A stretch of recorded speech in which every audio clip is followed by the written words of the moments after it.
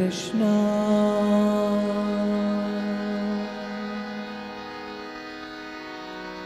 हरे कृष्णा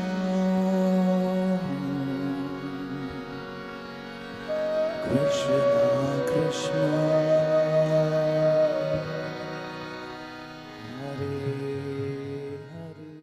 नमो विष्णुपादाय कृष्णप्रेष्ठाय भूतले श्रीमते भक्ति वेदांत स्वामिनीति नामिने। नमस्ते सरस्वती देवी गौरवाणी प्रचारिणे निर्विशेष शून्यवादी पाश्चात्य देश तारिणे। जय श्री कृष्ण चैतन्य प्रभु नित्यानंद श्री अद्वैत गदाधार श्रीवासादि गौर भक्त वृंद। हरे कृष्णा। जय श्री श्री। पिछले सीजन में आप सबने सुना कि किस प्रकार कंस ने वासुदेव जी और देवकी के 6 पुत्रों का वध कर देते हैं। इसके बाद स्वयं शेष जी बलराम के रूप में अवतरित होते हैं। योग माया की माया से देवी देवकी के गर्भ से शेष जी यानी बलराम जी का, जिनको संकर्षण भी कहा जाता है, के गर्भ का स्थानांतरण रोहिणी देवी के गर्भ में किया जाता है। तत्पश्चात बलराम जी का जन्म हुआ है और जन्म के पश्चात वेद व्यास जी आए हैं और आकर के नंद महाराज और यशोदा माता दोनों को बताते हैं कि किस प्रकार से देवी रोहिणी के गर्भ में स्वयं भगवान संकर्षण प्रकट हुए हैं। क्योंकि 5 दिन में गर्भ का तैयार हो जाना, यह जब समाज में पता चलेगा तो लोग क्या कहेंगे, यह सोच करके बाबा के समक्ष वेद व्यास जी स्वयं प्रकट हुए हैं और आकर के उनको उनके मन की संशय को, उनके मन की बात को संतावना दिए हैं। नंद महाराज समझ गए हैं कि ये बलराम कोई और नहीं स्वयं शेष है। इसके बाद भगवान श्री कृष्ण का अवतरण का समय आ जाता है, साथ में देवी देवकी के 8वें गर्भ के रूप में। जैसे ही भगवान श्री कृष्ण का अंश स्वरूप देवकी के गर्भ में हस्तांतरण होता है, प्रादुर्भाव होता है, वैसे ही वासुदेव जी और देवी देवकी के मुखमंडल तेज हो जाती है। उनके शरीर से एक अलग सी चमक प्रकट होने लगती है, दिव्य चमक प्रकट होने लगती है। कंस भी समझ जाता है कि इस बार देवकी के गर्भ से स्वयं विष्णु अवतरित होने वाले हैं। इस हेतु वह पहरा और तेज कर देता है, इन दोनों को जंजीरों से बंधवा देता है, साथ फाटकों वाली कारागृह के अंदर इनको बंद करवा देता है। किंतु भगवान की लीला को कौन अवरुद्ध कर सकता है। भादव मास की अष्टमी तिथि कृष्ण पक्ष रात्रि के मध्य पहर में भगवान श्री कृष्ण का प्राकट्य होता है। भगवान की वह स्वरूप दिव्य स्वरूप रहती है, चतुर्भुजाएं, हाथ में कमल, शंख, गदा और चक्र धारण किए हुए, पीतांबर धारण किए हुए, सर पर मोर मुकुट, दिव्य स्वरूप उनका। आंखें चुंधिया जाती है देवकी और वासुदेव की, देवकी और वासुदेव जी के आंखें चुंधिया जाती है। तभी भगवान कहते हैं कि देखो, जिस प्रकार से मैंने तुम सबकी कठिन परिश्रम देखकर प्रसन्न हुआ था और तुम्हें वरदान दिया था, आज तीसरा वरदान पूर्ण करने का समय आ गया है। और वासुदेव जी और देवकी को पूर्व जन्म की स्मृति कराते हुए कहते हैं पूर्व काल में तुम प्रजापति सूतपा के नाम पर विख्यात थे। तुम्हारी पत्नी का नाम कृष्ण था। तुम्हें कोई संतान की प्राप्ति नहीं होने के कारण तुम दोनों पति पत्नी कठिन तपस्या कर ली, जिसके परिणाम स्वरूप ब्रह्मदेव प्रसन्न हो जाते हैं और तुम्हें आशीर्वाद देते हैं। बोलते हैं कि क्या चाहिए तुम्हें। तो आप सब कहते हो कि हमें नारायण का दर्शन चाहिए। भगवान नारायण प्रकट होते हैं वहां पर। आप दोनों प्रार्थना करते हो, कहते हो कि मुझे आप जैसा ही पुत्र चाहिए। अब भगवान यहाँ पर वचनबद्ध हो जाते हैं और वे सोच में पड़ जाते हैं कि मैं मेरे जैसा कैसे लेके आऊं, क्योंकि मेरे जैसा तो सिर्फ मैं ही हूं। अच्छा, भगवान कोई भी वचन देते हैं तो 3 वचन देते हैं सदैव। तो यहाँ पर सुतपा और कृष्ण को भगवान वचन देते हैं कि मेरे स्वरूप का तो मैं ही हूं, मैं ही तुम्हारे पुत्र के रूप में जन्म लूंगा। और ऐसा कह करके उस जन्म में भगवान सुतपा और कृष्ण के घर में जन्म लेते हैं और उस समय उनका नाम कृष्ण गर्भ कहलाता है। इसके बाद द्वितीय जन्म में कश्यप और अदिति के घर वे वामन के रूप में प्रकट होते हैं। और आप सब इस कथा से अवगत हो कि किस प्रकार भगवान बलि के राजा बलि के यज्ञ में पहुंच करके और 3 पग भूमि मांगते हैं। तो उस जन्म में उनका नाम उपेंद्र पड़ता है। और तीसरा जन्म मैं स्वयं आप देवकी और वासुदेव के घर जन्म लेने आया हूं। यह मेरा तीसरा वचन पूर्ण हो रहा है। अब इस प्रकार वासुदेव जी सुन करके प्रभु के मुख से उनके समक्ष नतमस्तक हो जाते, उनको प्रणाम करते हुए भगवान से कहते हैं वासुदेव जी कि प्रभु अगर इस स्वरूप में आपको सब देखेंगे तो भयभीत हो जाएंगे। आपको बालक स्वरूप में हमने मांगा है, हमें उसी स्वरूप में आप दर्शन दीजिए। ऐसा निवेदन सुनकर भगवान श्री कृष्ण तुरंत बालक स्वरूप हो जाते हैं और देवी देव की प्रसूति की पीड़ा के कारण बेहोश हो जाती है और उनकी स्मृति चले जाती है। योग माया की माया से प्रेरित हो वासुदेव जी उस बालक कृष्ण को एक टोकरी में उठा लेते हैं और योग माया की ही माया के कारण जितने भी सिपाही होते हैं, पहरेदार होते हैं, वे सब के सब निद्रा में सो जाते हैं, क्योंकि देवी योग निद्रा को भगवान ने आदेश दिया है इस प्रकार कार्य करने के लिए। वासुदेव जी भगवान श्री कृष्ण को टोकरी में रख करके और ब्रज की तरफ निकलते हैं। और जब यमुना तट पर पहुंचते हैं तो उस समय यमुना जी उफान पर आ जाती है। चारों तरफ से बादल की गड़गड़ाहट होती है, मोटे मोटे मूसलाधार बारिश प्रारंभ हो जाती है।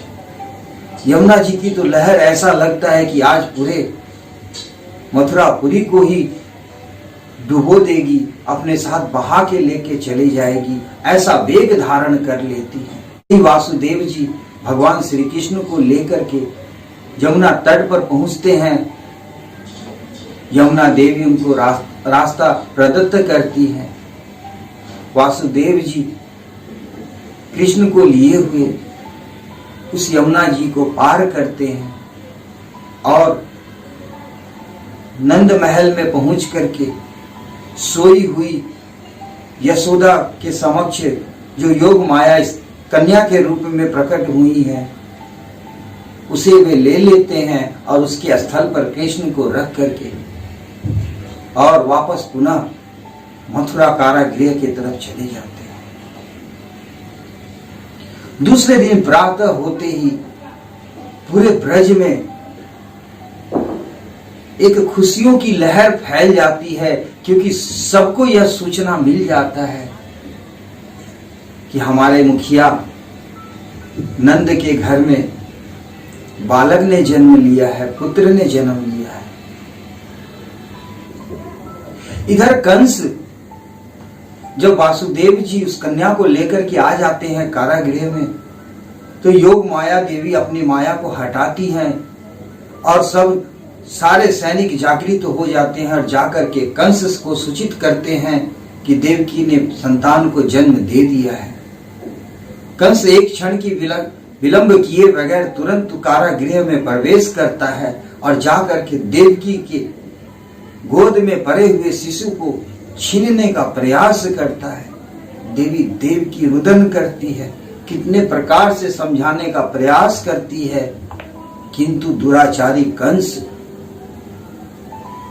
को जरा भी दया नहीं आता है अपनी बहन देवकी के ऊपर, और वह क्रूरता पूर्वक उस संतान को छीन लेता है। तभी देवकी कहती है कि तुम्हें तो भय था हमारे 8वें पुत्र से, किंतु यह तो कन्या है और कन्या से तुम्हें कोई भय नहीं है। तुमने तो मेरे 6 शिशु को वध कर दिया, किंतु मैं अभी तक तुम्हें कुछ ना कही। किंतु आज मैं तुमसे प्रार्थना करती हूँ कि इस कन्या को मुझे दे दो, इसका वध ना करो। किंतु कंस देवकी को ठुकराते हुए, ढकेलते हुए बाल उस शिशु को ले और जिस शिला पर बाकी के से बच्चों का वध किया था, शिशुओं का वध किया था, उसी शिला पर इस कन्या को पटकता है। जैसे ही कंस के हाथ से वह कन्या छूटती है, तुरंत वह दिव्य रथ पर आरूढ़ हो जाती है और उनकी वह दृश्य देखने लायक होती है, क्योंकि उस समय में देवी योग माया के दर्शन दिव्य रहती है। उनके पीछे सेवक रहते हैं जो उनके सेवक में चामर झुलराते रहती है। तभी देवी योग माया कहती है कि कंस, दुराचारी कंस, अब तुम अपने उल्टे दिन गिनने प्रारंभ कर दो, क्योंकि तुम्हें मारने हेतु भगवान अवतरित हो चुके हैं, वो धरा पर आ चुके हैं। यह कह करके वहां से योग माया लुप्त हो जाती है। चूंकि यहाँ पर योग माया देवी ने भगवान श्री कृष्ण की कार्य को किया है, इसलिए भगवान प्रसन्न होकर के योग माया देवी को विंध्याचल पर जाकर के वास करने को कहते हैं और यह आशीर्वाद देते हैं कि जो भी तुम्हारे समक्ष जाएगा और जो भी भक्त अपनी जो भी मनोकामना और इच्छा रख करके तुमसे कामना करेगा, निश्चित ही उसे वह पूर्ति करने में तुम सक्षम होगी, ऐसा आशीर्वाद देते हैं कृष्ण।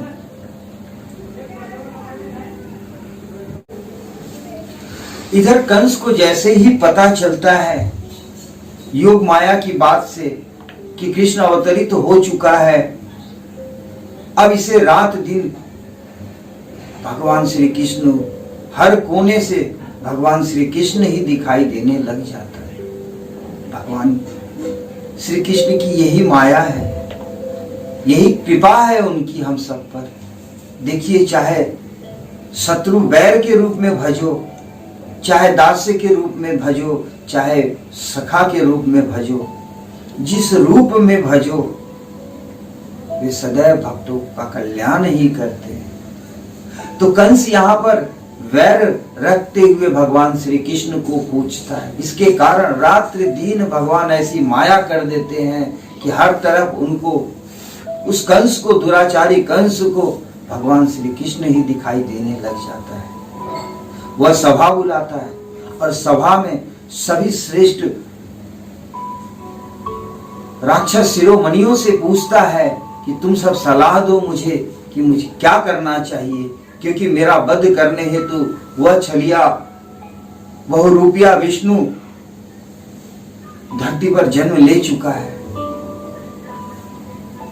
तो उनके सलाहकार सब कहते हैं कि आप क्यों भयभीत होते हो, हम सब अभी के जन्मे हुए सारे बच्चों का वध कर देंगे, सारे शिशुओं का वध कर देंगे। कंस कहता है ठीक है जाओ। और ये सब दैत्य असुर जाते हैं और जा करके जितने मथुरा में 10 दिनों के अंतराल में शिशु जन्म लिए रहते हैं सबका वध करना प्रारंभ कर देते हैं। किंतु इसे प्रजाजन में रुष्टता आ जाती है, तो कंस को सलाहकार लोग कहते हैं कि इस तरह से अगर सभी बच्चों का वध करवाओगे तो निश्चित ही प्रजाजन में मतभेद हो जाएगा। इधर कंस के कार्यों से उसके पिता उग्रसेन काफी हताश हो गए रहते हैं और वो समझाने का प्रयास करते हैं कंस को बुला करके, किंतु कपटी कंस पिता की सलाह मानने के बजाय उनको भी कारागृह में डाल देता है और स्वयं राज्य सिंहासन पर बैठ जाता है। उसके सलाहकार कहते हैं पूतना के विषय में, कंस को याद आ जाता है पूतना की, आह्वान करता है पूतना को और बुला करके कहता है उससे कि जाओ और जा करके नवजात शिशु जितने भी हैं सबका तुम वध कर दो। चूंकि पूतना के पास ऐसी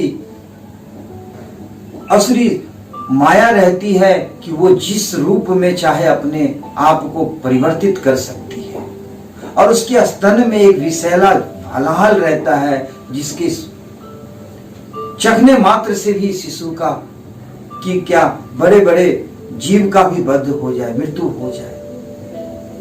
ऐसी विष वो अपने स्तन में छुपाए हुए कंस की आज्ञा पा करके आती है गोकुल में, और गोकुल में आकर के जितने भी नवजात शिशु रहते हैं सबका वध करने लग जाती है।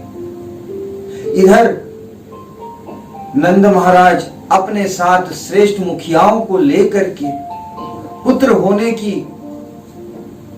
बधाई देने हेतु मथुरा पहुंचते हैं कंस के पास, और उधर पूतना पहुंच जाती है गोकुल में और उनके आंगन में पहुंच जाती है। पहुंच करके भगवान श्री कृष्ण को देखती है। उस समय यह पूतना बहुत ही आकर्षक रूप धारण की रहती है, जिसको देख करके स्वयं देवी यशोदा और देवी रोहिणी भी नहीं समझ पाती है कि यह कोई असुरी है, और मन में कपट लेकर के आई है। यह पूतना श्री कृष्ण को मांगती है गोद में खिलाने हेतु। देवी यशोदा देती है उसके गोद में।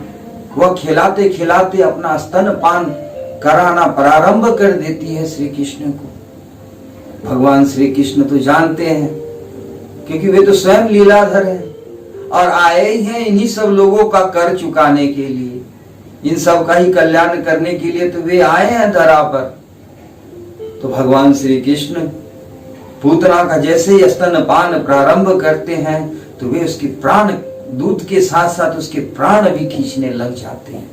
अब जब प्राण संकट में आती है तो यह पूतना कृष्ण को गोद में, भगवान श्री कृष्ण को गोद में लिए हुए ही आंगन से बाहर भागती है और जोर जोर से चिल्लाना प्रारंभ करती है, रुदन करती है।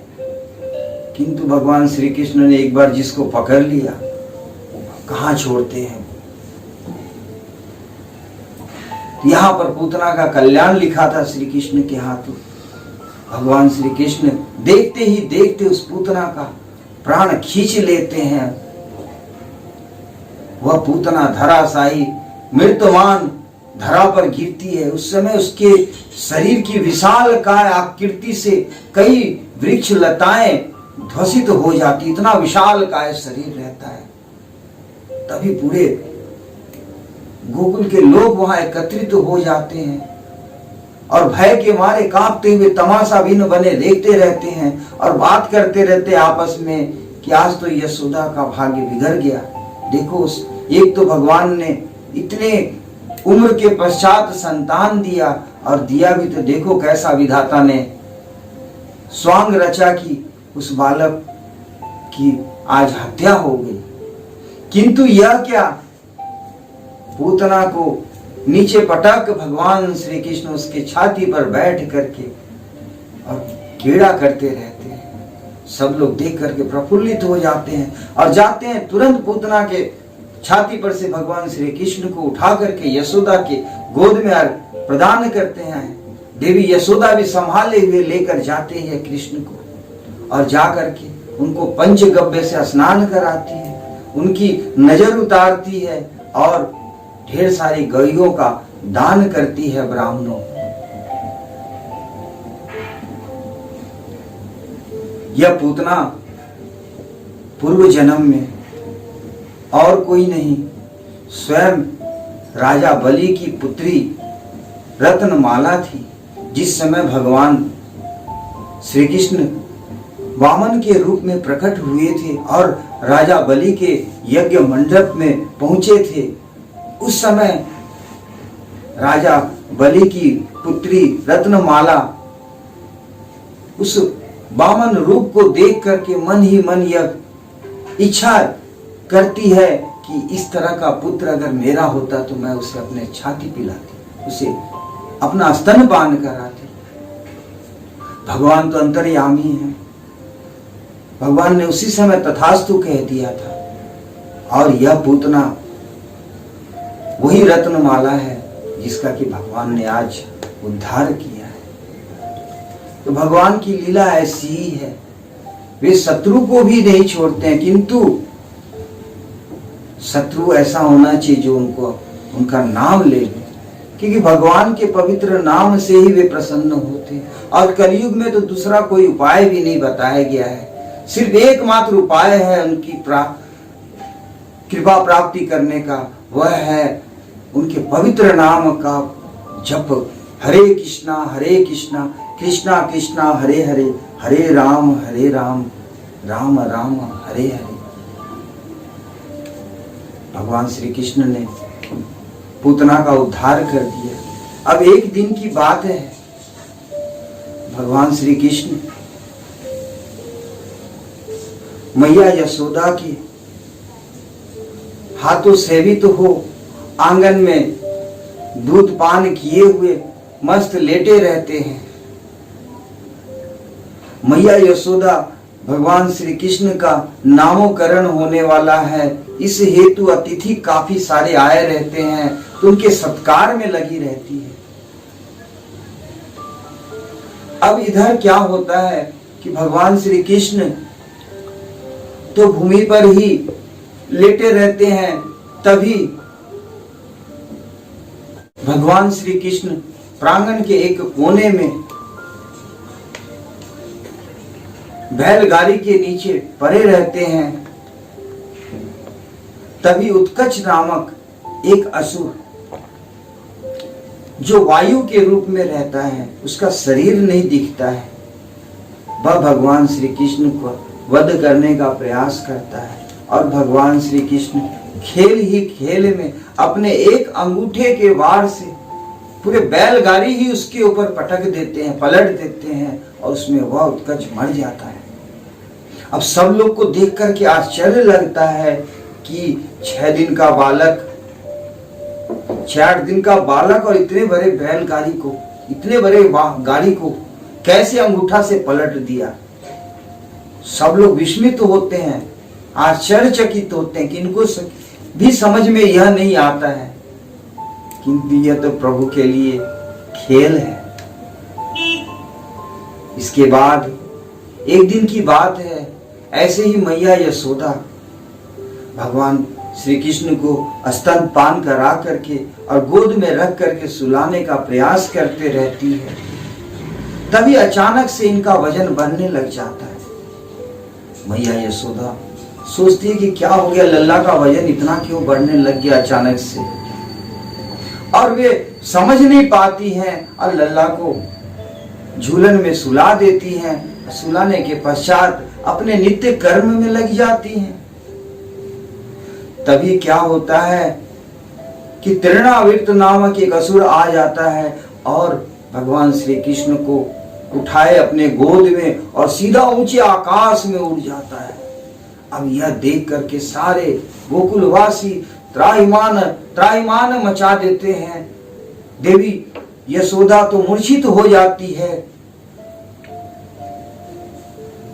परंतु भगवान श्री कृष्ण को तो लीला करना है। उन्होंने स्वयं का वजन इतना बढ़ा दिया कि यह तृणवृत्त भगवान के भार को सह न सका और सीधा धरा पर आकर के गिर गया और उसकी मृत्यु हो गई। इस प्रकार से तृणावृत्त का भी उद्धार किया। अब ये तृणावृत्त की मृत्यु होते ही देखते उसके शरीर से एक आत्मा निकली और वह आत्मा जा करके भगवान श्री कृष्ण में समाहित हो जाता है। यहां पर जनक राज बहुलास जी पूछते हैं नारद ऋषि से कि आप मुझे बताओ कि यह तृणावृत्त और यह उत्कच कौन था पूर्व जन्म में। तो नारद ऋषि बताते हैं कि यह जो उत्कच था यह पूर्व जन्म में हिरण्याक्ष का पुत्र था। एक दिन यह लोमस ऋषि के आश्रम में पहुंच गया और जाकर के वायु के वेग से सारे आश्रम को ध्वस्त कर देता है, जिससे कुपित होकर के लोमस ऋषि उस उत्कच को श्रापित कर देते हैं। कहते हैं कि आज से तुम बिना शरीर के ही विचरण किया करोगे, हवा स्वरूप हो जाओ तुम। और देखते देखते वह उत्कच तुरंत हवामय हो जाता है। फिर वह पश्चाताप करते हुए लोमस ऋषि के पैर पर गिरता है, तो लोमस ऋषि उसे आशीर्वाद देते हैं और कहते हैं कि चिंतन मत करो। द्वापर युग में जब भगवान श्री कृष्ण अपनी लीला करने आएंगे उस समय तुम्हें भी इस योनि से मुक्ति प्राप्ति होगी। और यह जो तृणावृत्त रहता है यह पूर्व जन्म में सहस्त्राक्ष नामक एक राजा रहता है। वैसे तो अपने प्रजा का पालन बहुत ही कर्तव्य निष्ठता से करता है, किंतु एक दिन कुछ सुंदर दासियों के साथ वन में भ्रमण करते रहता, रति करते रहता है। उसी समय दुर्वासा ऋषि का आगमन हो जाता है, किंतु यह सहस्त्राक्ष दुर्वासा ऋषि को देख करके भी उनका सम्मान करना भूल जाता है, जिससे कि क्रोधित होकर के दुर्वासा ऋषि श्रापित कर देते हैं उस राजन को कि जा, तू जिस मत में आज अपनी आचरण भूल गया है और यह असुरों जैसा व्यवहार कर रहे हो, जाओ तुम्हें मैं आज श्रापित करता हूं कि तुम असुर बन जाओ। तभी वह सहस्त्राक्ष राजा असुर बन जाते, किंतु बाद में क्षमा मांगने पर दुर्वासा ऋषि दया दिखाते हुए इसे कहते हैं कि जब द्वापर युग में स्वयं कृष्ण प्रकट होंगे उस समय उनके हाथों तुम्हारा उद्धार होगा। तो इस प्रकार से तृणावृत्त का भी भगवान श्री कृष्ण ने उद्धार किया।